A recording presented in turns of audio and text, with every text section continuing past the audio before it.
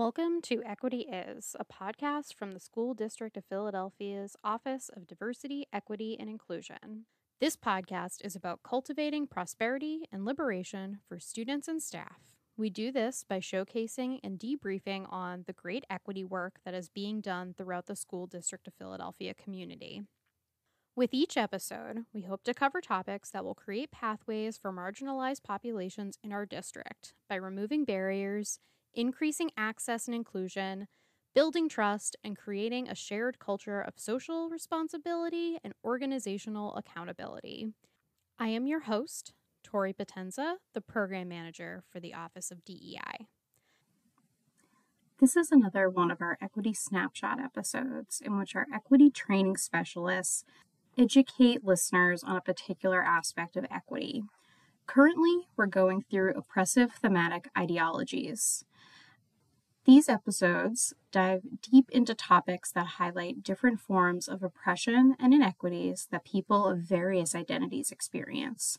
The aim is to educate and increase awareness of the challenges and the assets that different communities have in order for everyone to grow more aware of our society and explore a better way forward towards equity. Today, our specific episode will be discussing the gender binary and socialization of gender norms and sexual orientation. And I am joined by Dylan, one of our equity training specialists. Dylan, could you tell us a little bit more about yourself?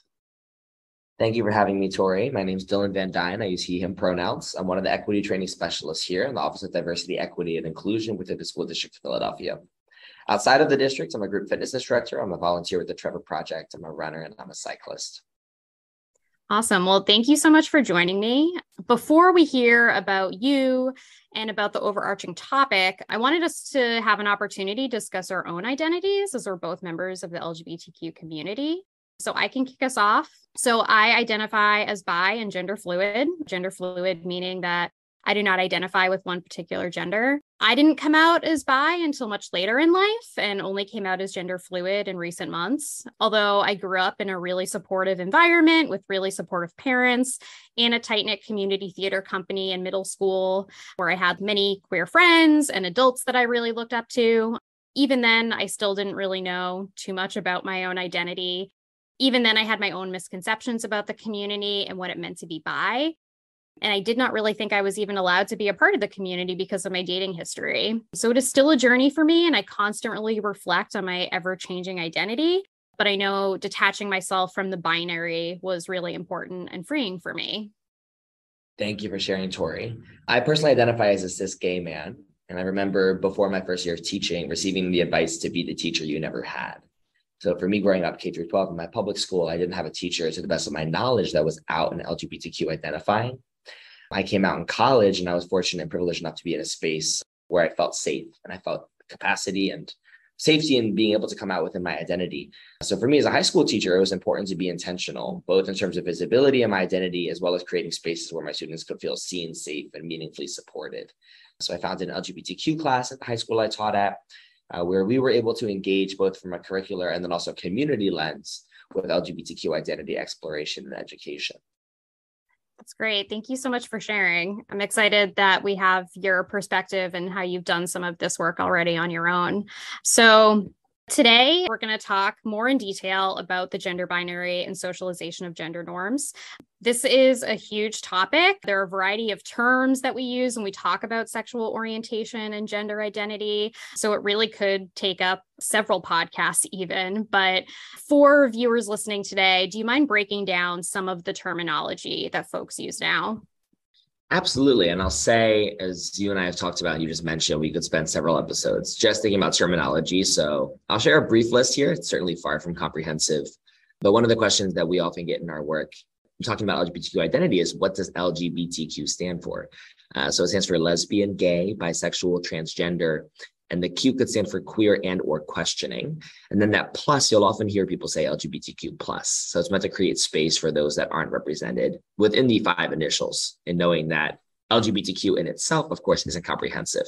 So you might also see different usages, things like LGBTQ plus IA, certainly initials past those 7 as well. Another question that we receive a lot is this Q. What's the difference between being queer and being questioning? So queer is a term that's sometimes used interchangeably with LGBTQ+. It's sometimes an umbrella term that people use to express a broad range of sexual identities, behaviors, and expression. And you'll notice that I keep saying sometimes, because it certainly is up to the individual and how they identify. It's an identity that has recently been reclaimed in knowing the history of this word. Historically, it was used as a slur. So queer is still not a word that all folks with identities under this umbrella certainly use commonly. And then you'll hear questioning used. A lot that comes up in our schools that we support, right? A lot of students might identify as questioning to describe themselves. They might be in the process of exploring their sexual orientation or gender identity. Another question I've heard a lot is what it means to be cisgender or transgender. Cis, meaning same, is used for folks whose gender identity aligns with the sex assigned to them at birth. So for myself, I identify as cis male, meaning my current gender identity aligns with the male sex that was assigned to me at birth. Transgender is a term for folks whose gender identity is different from the sex assigned to them at birth. You might also hear other terms in conversations around gender identity, such as gender nonconforming, gender non-binary, which are terms for folks who do not fall within this gender binary. They don't identify exclusively as male or female, and whose gender identity / expression does not fall within this traditional binary. You might also hear other terms outside of this list, of course, not a completely comprehensive list, things like genderqueer as well. But these are just some of the other terms that we might hear in conversations around gender identity outside of cisgender and transgender.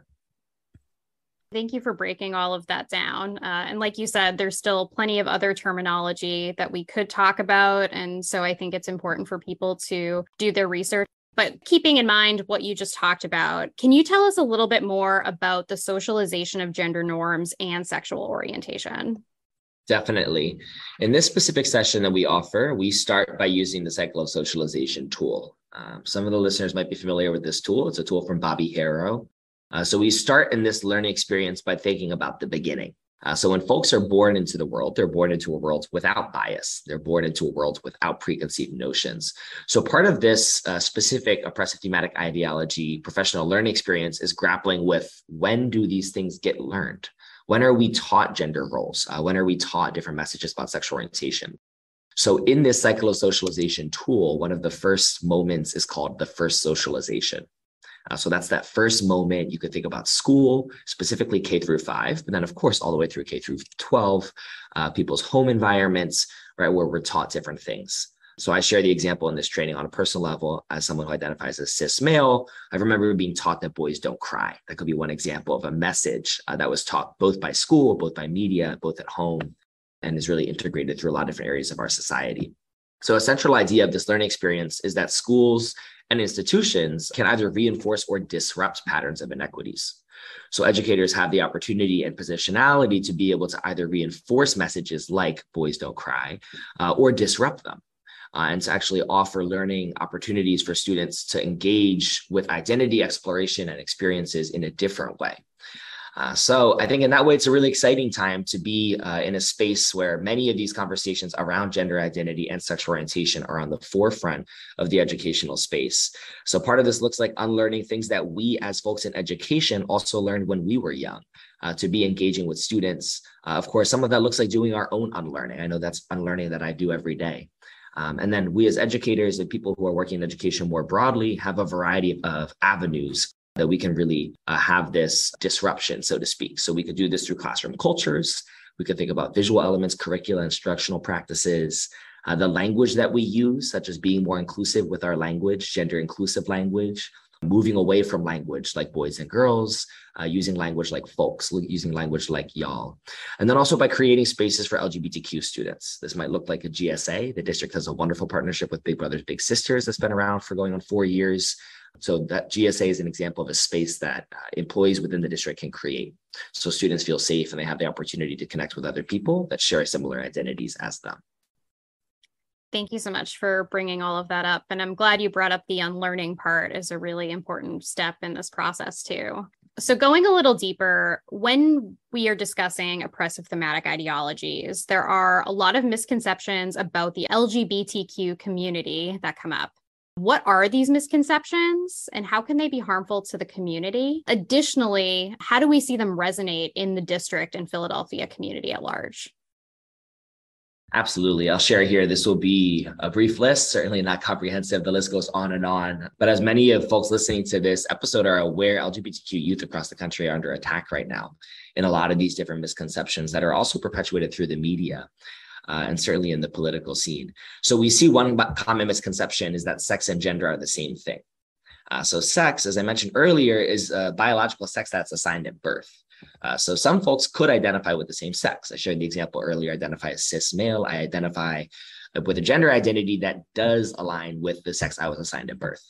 Certainly, many folks do not. We have many students within our district who identify as either transgender or gender fluid, gender nonconforming, gender non-binary.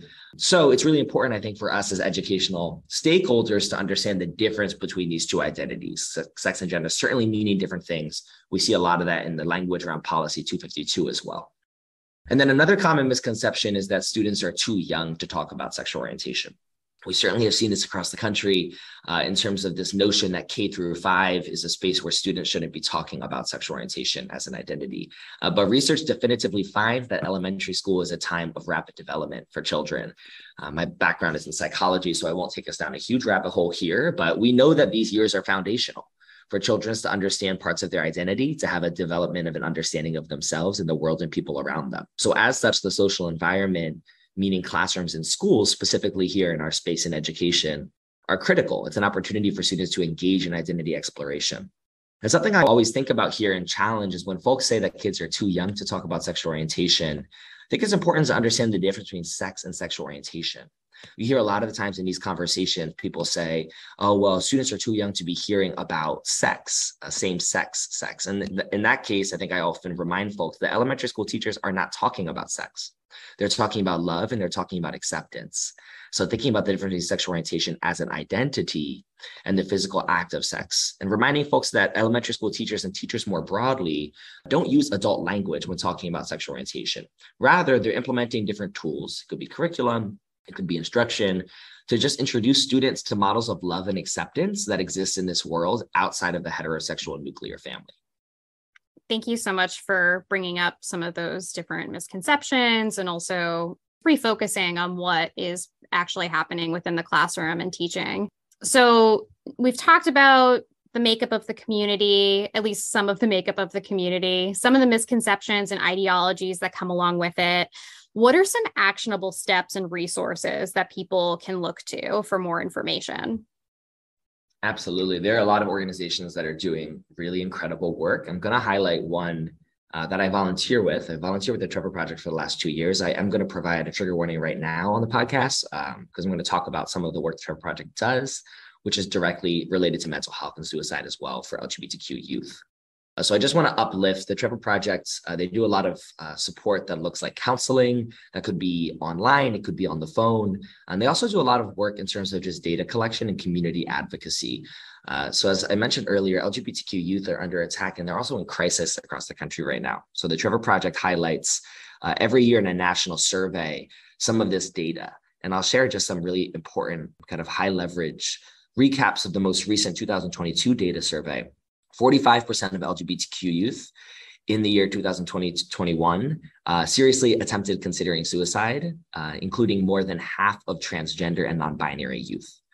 We also see that 14% of LGBTQ youth attempted suicide in the past year, including nearly 1 in 5 transgender and non-binary youth. However, LGBTQ youth who found their school to be LGBTQ affirming reported lower rates of attempting suicide. So we hear these staggering statistics. I want to just create some space for folks listening to kind of take that in, to take a breath with me, and to also think about that last line, that LGBTQ youth who found their school to be LGBTQ affirming reported lower rates of attempting suicide. So I call that to attention in terms of reminding us as folks in education and outside of education, the unique positionality and power that educational stakeholders have to be affirming and to be supportive of LGBTQ youth. We also see mental health statistics that I'm sure many are aware of for LGBTQ youth are higher than they've ever been in terms of rates of anxiety and depression. 73% and 58% of LGBTQ youth respectively reported experiencing symptoms of anxiety and depression in the past year. And we see only 55% of LGBTQ youth across the country identified schools as LGBTQ affirming spaces. So I'm happy to share Then Montreal Duckett and his office is doing a lot of really great work within this district. There's almost 40 schools that have GSAs within the school district of Philadelphia, about half high school, about half middle school.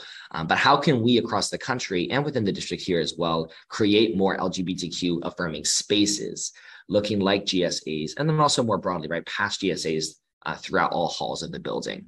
And then I'll also call attention to some of the actionable steps and resources people can look to. There's really great work being done by GLESSON. Educators have a lot of different tools that they can use through GLESSON. They have different toolkits and different guides. And then there's a lot of different organizations that I'll highlight at the end of this podcast here in Philadelphia that are doing impactful work as well. Thank you so much for talking about that really important intersection as well of LGBTQ communities, youth, and mental health and mental illness. So to round out our conversation on a more positive note, this episode is going to be coming out during LGBTQ History Month. So what are some ways we can recognize and celebrate the LGBTQ communities in Philadelphia? Yes, again, people are going to be tired of me saying this, but not a comprehensive list, a brief list with the time that we have. I'll highlight some. So the LGBTQ program through Big Brothers Big Sisters, Montreal Duckett, like I mentioned earlier, has done a lot of really incredible work in involving GSAs within the district. And the Big Brothers Big Sisters partnership is something that continues to grow. So there's 40 different schools that have GSAs, and there's also a district-wide GSA as well. So for folks listening, if you work within the district and you'd like to start a GSA, please reach out to Montreal and think about what that pathway might look like for your school. Within the district, there's a lot of different offices and community centers that are doing really impactful work. So we could think about the City of Philadelphia Office of LGBT Affairs, the William White Community Center, the Attic Center, the Mazzoni Center, the list goes on and on. And one organization that does really impactful work nationwide is ACLU. There's a chapter here in Pennsylvania that's fighting for LGBTQ rights, certainly with an important election coming up as well. And then you think about organizations like PFLAG, GLAD, Human Rights Campaign that are more nationally oriented, but PFLAG having a chapter here in Philadelphia too. One further learning resource I want to uplift is the Teaching Tolerance Guide. There's a guide, if you just Google it, Teaching Tolerance Guide, that has best practices for serving LGBTQ students. So both for folks working in education and more broadly, I found it really impactful to read through some of the resources that they provide as well. Thank you for all of those resources. I also want to make sure that I mention that these resources will be linked in the show notes to the podcast. So if people do want to listen to this and then explore some of these like web pages and different spaces, I'll make sure that there are links for all of those. I also just want to add that as someone with a history background, remembering that this is LGBTQ History Month, it's really important to reflect on the history and how it relates to where we are today. So looking at the history of a lot of LGBTQ related legislation, especially in relation to a lot of the anti-LGBTQ legislation that's happening now, things like the Stonewall riots, those are important pieces of LGBTQ history. Researching historical figures as well, people from James Baldwin to Marsha P. Johnson to Oscar Wilde, Alan Turing, there are so many. And then talking about present day figures as well, we also have a lot of local figures in Philadelphia that are doing a lot of great work. People like Pennsylvania State Representative Brian Sims, Stephanie Haynes, the executive director at Philadelphia Family Pride, as well as Rue Landau, director of law and policy at the Philadelphia Bar Association. So there are so many people, organization, businesses, history, so many things to research. So there are a lot of great resources for people that want to learn more. And then I will also mention that during LGBTQ History Month is National Coming Out Day, and it is October 11th. So it's also a really great time to reflect on how we can be supportive to those who do want to come out and reach out and also show that love and support that they really need at that time. So that brings us to the end for the most part. Are there any events, trainings, anything going on that you would like to speak to, Dylan? Absolutely. So here within the district, two that I'll highlight for our district employees is Tune-Up Tuesdays, you're likely familiar with. There are two different Tune-Up Tuesdays being offered in the month of October, refreshers on Policy 252 that I certainly want to highlight and I think are going to be very helpful for us all to be aware of this policy that already exists within our district. And then coming up on October 14th, there's a Hispanic LGBTQ intersectionality panel that'll be airing on Facebook Live. It's also going to be available to view on the DEI Office YouTube page. But I think it's a unique space and opportunity for us to really grapple with the intersection between Hispanic Latinx identity and LGBTQ identity. Of course, we could have a whole other podcast story talking about the intersection of LGBTQ gender identity and different racial communities. So I think this is a unique opportunity following Latinx Hispanic Heritage Month, moving into LGBTQ History Month, thinking about the intersection between those two identities. Yes, I'm very excited for all of these things coming up, and especially having these focuses more on intersectionality, I think is really important too. So thank you so much for an enlightening conversation. School District of Philadelphia staff should look forward to training opportunities with Dylan and the rest of our equity training specialists. Check out more episodes of Equity Snapshots and Equity Is.